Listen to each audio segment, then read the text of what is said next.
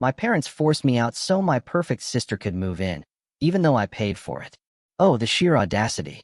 I bought my parents their dream home, poured my heart and savings into it. And you know what they did? They threw a lavish housewarming party for my house and didn't even invite me. What happened next wasn't just about a house. It was the explosive culmination of a lifetime of being overlooked, unappreciated, and finally, utterly betrayed. For 15 years, I, Madison, now 37, have been clawing my way up the corporate ladder on Wall Street, reaching a senior management position at one of the top investment banks. But this isn't a story about my career. It's about my complicated, often painful, relationship with my sister Emily, 47, our parents, both in their late 70s, and a house, the very house I bought them, that became the ultimate battleground of our family's dysfunction. To truly understand how we got here, we have to go way back. My parents were in their late 40s when I was born.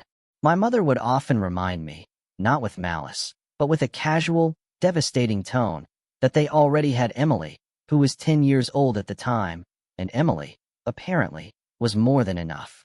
"We didn't plan for you," she'd say, while meticulously arranging Emily's extracurriculars or fussing over her college applications. These seemingly innocuous comments, delivered with a detached air, etched a constant, painful reminder into my childhood. I was an afterthought, an unrequested burden. Honestly, I might not even be here if it weren't for my maternal grandparents. They adored the idea of a second grandchild. While my parents saw me as an inconvenience, my grandparents saw a blessing. Every morning, they had a ritual when dropping me off. My father, keys jingling, would hand me over to my grandfather with a curt, "You wanted her. She's all yours." And just like that, my grandparents' house became my real home. It was a haven, a place where I felt genuinely loved and wanted. They fed me, cared for me, picked me up from school, helped with homework, took me to the park. My grandfather, a retired math professor, spent hours teaching me about numbers. "Numbers never lie, Madison," he'd say. "They tell stories more honest than people do." Little did I know, these lessons would shape my entire professional life. My grandmother, a retired high school teacher, would patiently guide me through my schoolwork, ensuring I grasped every concept. "Knowledge," she'd declare with gentle force, "is the one thing nobody can ever take away from you." She even taught me to cook, not as a chore, but as an expression of creativity and love. Those hours in their kitchen, recounting my day and learning to measure ingredients precisely, are some of my most cherished memories. Every night, as my often exhausted and irritated parents arrived late to pick me up, my grandmother would embrace me, whispering, "Madison, you're the best thing that ever happened to us." In her arms, I could almost forget that I wasn't wanted anywhere else. My grandparents were my emotional anchors, providing the stability and affection glaringly absent in my own home. My grandfather would often add, "Remember, sometimes the best things in life aren't planned." While Emily was being groomed for a promising future, I learned to exist as an afterthought in our own home. My sister simply pretended I didn't exist. She wasn't overtly mean. She'd be sprawled on the couch, engrossed in phone calls about boys in college, completely oblivious to me playing with my dolls in the corner of our shared living room. The contrast in how my parents treated us was stark and unwavering. I'd constantly hear my mother's proud voice touting Emily's accomplishments to family and friends. "Emily got straight A's again. Emily made the debate team. Emily got accepted to her dream college." They attended every school function, every science fair, every debate contest for her. For me, "We're too tired," they'd say. "We have to work. You understand, don't you?" My grandparents filled that void, attending every one of my events, their faces beaming with genuine pride. I harbored a quiet hope that things would change when Emily left for college. I was the daughter who stayed. Perhaps now my parents would finally see me. I was dead wrong. At 14, I didn't just become visible, I became the housekeeper. "Madison," my mother would call out, before I could even drop my backpack, "the house needs cleaning. Start with the bathrooms." Emily's old chores, plus a host of new ones, became mine. I memorized the washing machine's settings and quirks. It became my daily companion. Cleaning, cooking, maintaining a home for parents who barely acknowledged my existence. It felt like a relentless cycle of domestic servitude. If I hesitated, my father would snap, "You live here. You need to contribute. Your sister always did her part. The shift from cleaning to cooking wasn't gradual. My mother simply stopped preparing dinner one day. You're old enough now, she declared one morning. We expect dinner ready when we get home from work. Despite the crushing domestic responsibilities, I maintained excellent academic standing. My teachers, noticing my aptitude for economics and mathematics, encouraged me to participate in academic competitions. My grandfather, ever my mentor, spent extra time teaching me complex concepts far beyond my grade level. You have a gift with numbers, Madison, he'd exclaim, his eyes shining with pride. Don't let anyone tell you otherwise. Dreaming of college was my only escape. Every night, after doing the dishes, I'd retreat to my room and browse university websites, imagining myself on campuses far from the endless chores and chilly silence. My diligence paid off. At 16, I received acceptance letters from several prestigious colleges, including some renowned for their top-tier finance programs. Then came Emily's engagement. One Sunday afternoon, she burst through the front door, dragging a tall, smartly dressed man behind her. Mom, Dad, this is James. We're getting married. My mother sobbed with joy, my father immediately on the phone calling family. It was as if someone had just won the lottery. We'll cover everything, my mother exclaimed, hugging Emily. Our first daughter's wedding has to be perfect. For months, our home was consumed by wedding preparations. Every discussion revolved around guest lists, venues, flowers. Money flowed like water for expensive outfits, high-end vendors, everything top tier. My grandparents attended the wedding, but didn't seem to enjoy the extravagance. My grandfather just shook his head at the champagne fountain.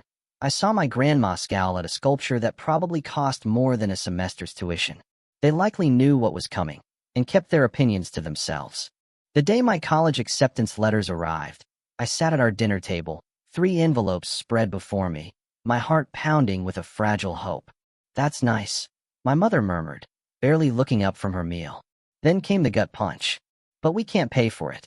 We spent all our savings on your sister's wedding, even took out a loan. There's nothing left for college. But you paid for Emily's college, I stammered, my voice barely a whisper. That was different, my mother said with a condescending tone. We saw potential in her. The ensuing silence was deafening. You should get a job, save up some money, and take out student loans, my father interjected. That's what responsible adults do. I had never dared leave the table without being excused, but that night, I grabbed my phone, trembling, and dialed my grandmother. Minutes later, I was crying on their familiar doorstep. My grandfather's expression hardened as he listened to my story, a strange glint in his eyes. They exchanged a knowing glance after I finished. Then, my grandfather took my hand. Madison, he said gently, we've been expecting something like this.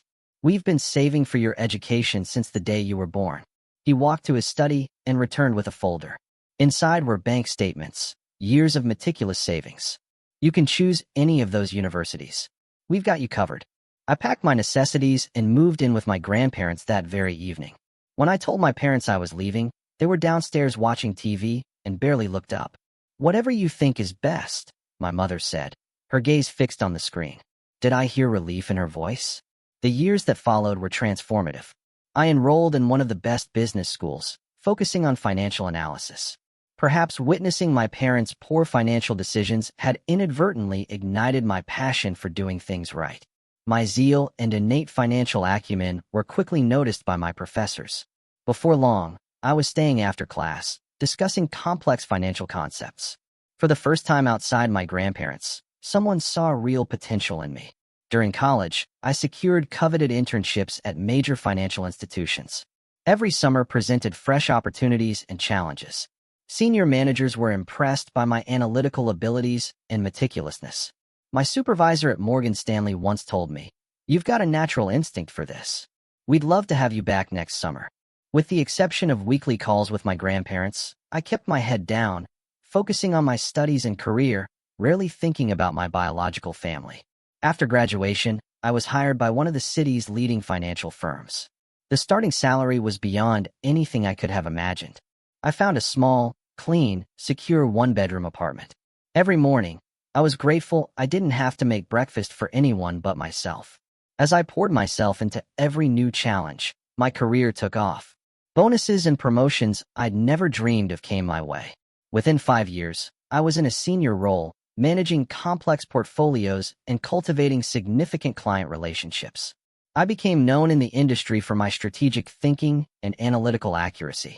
Every accomplishment felt like a silent affirmation that my parents had misjudged my abilities, that I was capable. Meanwhile, through my occasional chats with my grandparents, I learned that Emily's marketing career wasn't quite taking off as planned. James, her husband, struggled to hold down a job. They were constantly begging my parents for money.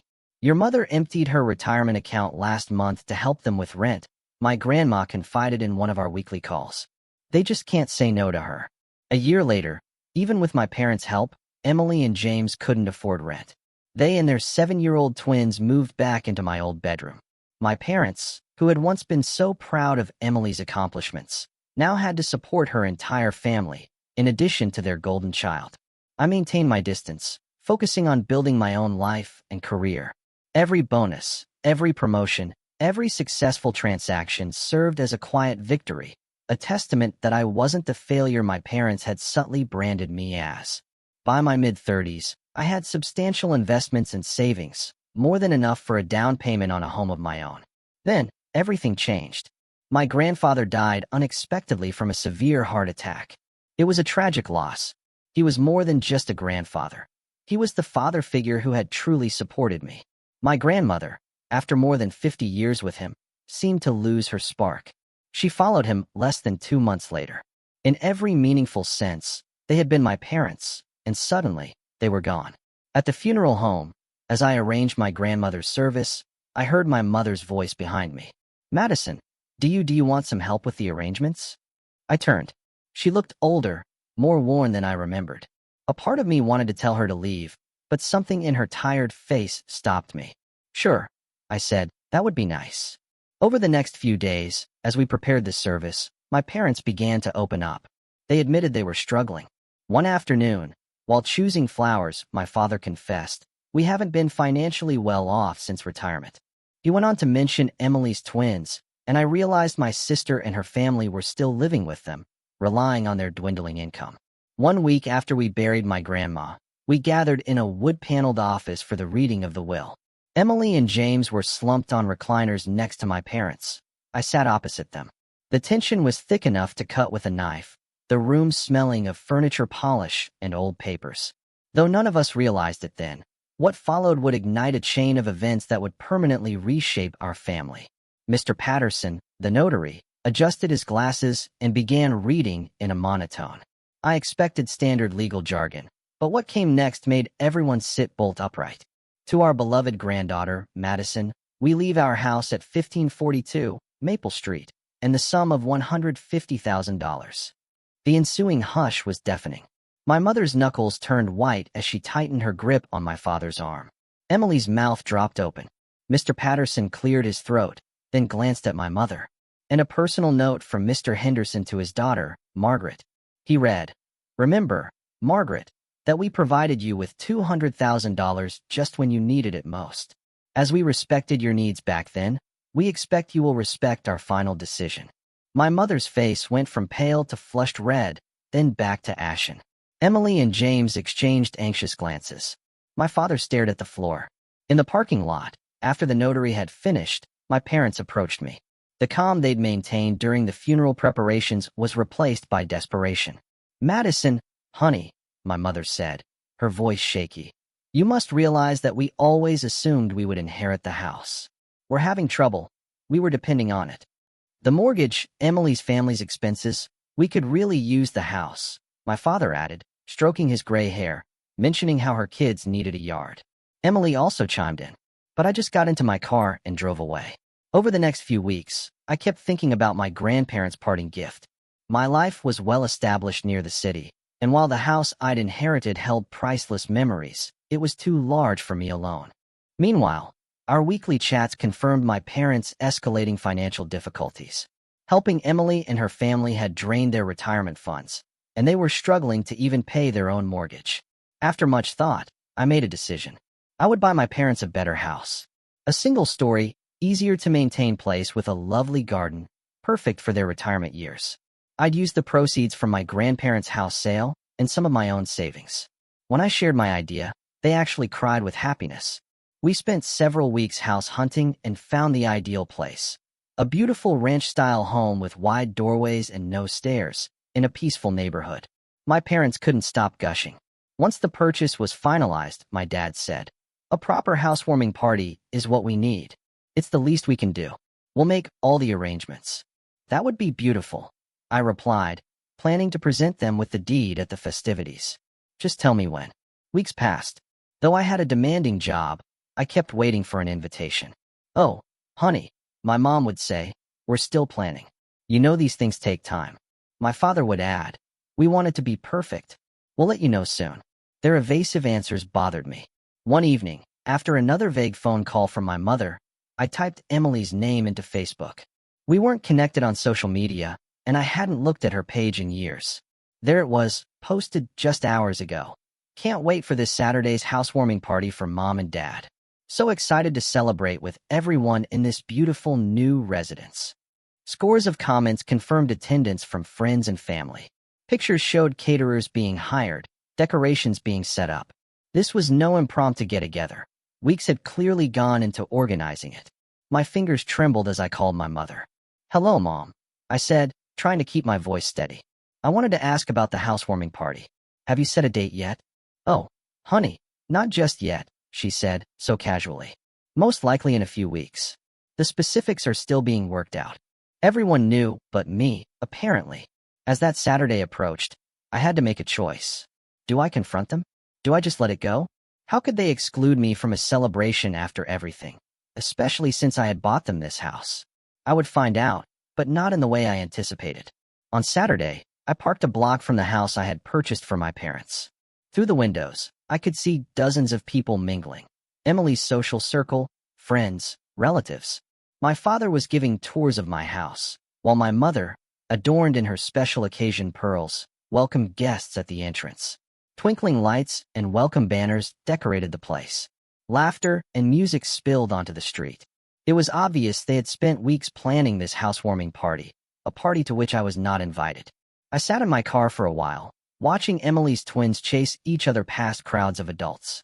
Through the wide bay window, I could see moving boxes, emblazoned with Emily's handwriting, stacked in a corner. The process of relocating her family's possessions had already begun. My blood ran cold. The sheer audacity. The betrayal. I took a deep breath, then slipped in through a side door. The air inside was thick with the scent of flowers and catered food. I heard my father's voice booming from the living room. "After all these years of hard work, we finally did it. We bought our dream home. And don't forget about Emily," my mother excitedly added. "She helped so much with the down payment. Such a wonderful daughter, always thinking about family first, unlike some people." In response to an unspoken question about me, she went on, "Our younger daughter hasn't helped us at all. Too busy with her career to care about family." Heat sprang to my face. I stood in the doorway, my presence suddenly making the music seem to fade. "Actually," I said, my voice cutting through the manufactured joy, "I think you've got that backwards." A dead silence descended upon the room. My dad was the first to recover, his grin tight. "Madison, what a surprise. Especially since you forgot to invite me to the housewarming party for the house I bought," I said, stepping further into the room. The silence deepened. Emily's husband, James, peered quickly over his shoulder, wondering why everyone looked so distressed. One of the twins tugged at Emily's sleeve. "You bought it, yes, but it's ours now," my mother snapped, a hint of abrasiveness in her tone. "You can't expect eternal gratitude." "That's right," my father added, gaining confidence, as heads nodded around him. "And frankly, you're not welcome here. This is a family gathering. Emily and her family will be living here too. They've already sold their house," my mom declared. "It's all arranged. The twins need a stable home." I pulled a folder from my bag. "You seem to be confused about something," I said, holding out the ownership and deed documents. "This house belongs to me. I never signed it over to you." The color drained from my mother's face, turning it ashen. My father started to ramble about his responsibilities to his family. Emily's self-assured grin faltered, realizing her plans were unraveling. Despite my shaking hands, I continued, my voice firm. "I was planning to give it to you tonight. I thought this could be a fresh start for all of us. Instead, you've shown me nothing has changed. You can't do this, my mother shrieked. We're your parents. No, I said softly, my voice barely above a whisper. You're just the people who gave birth to me. My real parents, my grandparents, taught me that family means more than blood. They also taught me about finances, which is why I own this house, and you don't. I turned to the astonished guests. I'm sorry, but this party is over. This is my house, and I'm asking everyone to leave. My parents, Emily, James, the twins, and all their guests departed. I watched them drive off, one by one, until the street was deserted. The ornamental lights in the yard continued to sparkle, mockingly. Inside, half-empty drinks and discarded food plates covered every surface. The house, which was supposed to be my gift of reconciliation, became the final, brutal straw in our relationship. A few weeks later, I found out they had purchased an apartment with the proceeds from the sale of their previous home. 3 generations crowded into a 2-person apartment when Emily, James, and the twins moved in. They tried calling me constantly at first. Their voicemails varied between angry accusations. You've become so heartless, just like your grandparents warned us you would. And guilt-tripping pleas. How could you do this to your own family? I disabled their social media accounts, blocked their emails, and silenced their phone numbers. It was a painful but necessary reminder of everything that had gone wrong. The house is now empty. I have an appointment with a real estate agent tomorrow. It's not worth attempting to cure everything. Like old photos in a dusty album, some relationships are better left in the past. When I eventually have kids of my own, I've made a promise to myself. They won't ever need to win my affection or vie for my attention. Unlike my parents, I will love my kids equally and unconditionally, just as my grandparents loved me. That Saturday night, every heartbreaking reality about my family was exposed. I finally understood that true family isn't about blood. It's about love, respect, and unconditional support. And I would build that for myself. I sold the house a month later, using the money to fund my own future. Some asked if I would ever try to mend those bridges or forgive them. However, I came to understand that forgiving does not always entail letting harmful people return to your life. Forgiving oneself for choosing to leave can be necessary at times. Before putting away the old wedding picture of my parents, I promised my future children that they would never experience the anguish of conditional love, the hurt of being compared to a sibling, or doubt their position in the family. With me, the cycle of partiality and emotional blackmail would come to a stop. When I last drove by my parents' apartment complex, Emily's twins were playing in the tiny courtyard. I briefly felt a pang of sadness, but it was for the relationships that never truly existed in the first place, not for the ones I had lost. My grandparents taught me that despite the belief that blood is thicker than water, a true family is based on love, respect, and support for one another. I take their lessons with me as I start this new phase of my life. Love ought to be freely given, rather than demanded. Family is more than just genetics. Walking away is sometimes the healthiest course of action. I didn't open my mother's last unread email. I erased it. Any defenses or charges it included were no longer relevant. At last, I had discovered how to put my own value ahead of their conditional approval. Their kind of familial devotion has no place in the life I'm creating now. New opportunities await us in the future, free from the burden of attempting to win affection from those who are unable to freely give it. I learned what true family looks like from my grandparents. I'll build that kind of family for myself someday. One based on respect for one another, unconditional love, and the knowledge that each individual is equally important. At long last, the chapter of being the family afterthought is over. Being the author of my own life is only the beginning of my journey.